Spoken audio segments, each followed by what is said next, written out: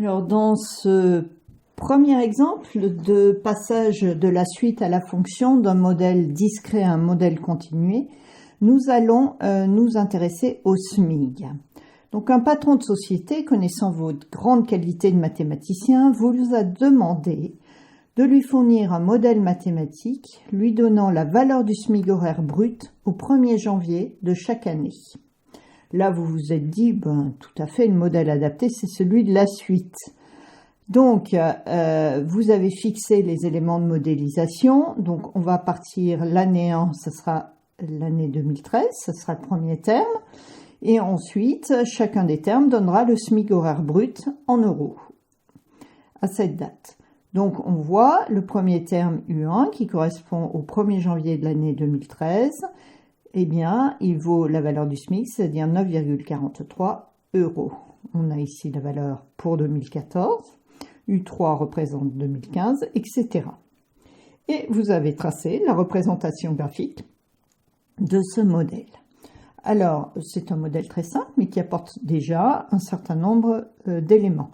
En particulier, vous voyez qu'en fait, la valeur du SMIG n'évolue pas beaucoup.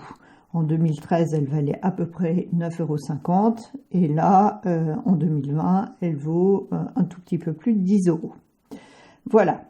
Simplement, le patron vous dit maintenant, voilà, j'ai embauché un ouvrier au 1er juillet 2014. Cette personne était au SMIG et j'aimerais retrouver quel était son salaire à cette date-là. Vous prenez votre modèle, ping, dans le trou.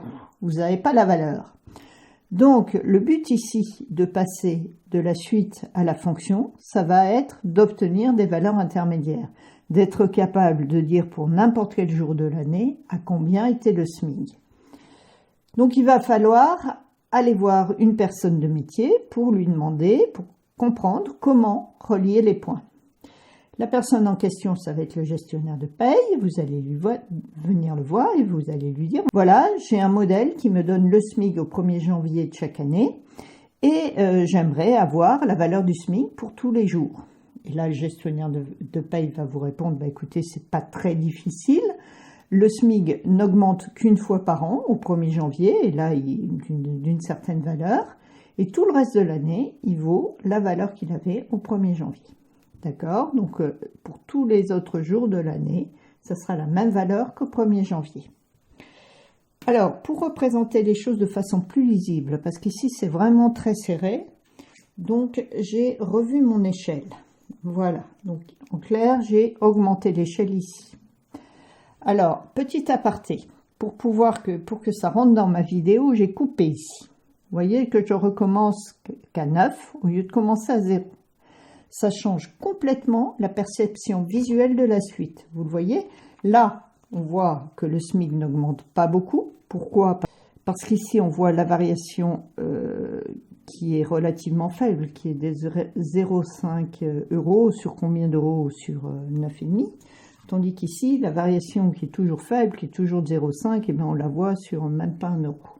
D'accord? Donc, attention, quand on a l'impression que des choses varient très vite, faites bien attention à la façon dont les axes ont été rabotés. Voilà. Toujours est-il qu'ici, ça me permet de voir de façon plus simple ce qui se passe. Donc ça, là, j'avais l'année 2013, le 1er janvier 2013. Hein, c'est bien un instant et pas une durée. Là, j'ai le 1er janvier 2014, etc., 2015. Et donc, pour relier, eh bien, je sais que la valeur sur l'année, c'est la même que la valeur au 1er janvier. Donc, je me mets bien droit, je fais bien attention. Je trace mes traits droits avec cet outil fantastique qu'on appelle la règle. Voilà. Et j'obtiens ma fonction. Alors, une dernière chose à faire. Il faut que je précise ici la valeur au 1er janvier. Alors, par convention, ici, on va faire un petit crochet ouvert pour indiquer que la valeur au 1er janvier, c'est pas celle-là qu'il faut prendre, et un rond pour indiquer que c'est celle-là. Donc là, celle-là, on ne la prend pas, celle-là, on la prend.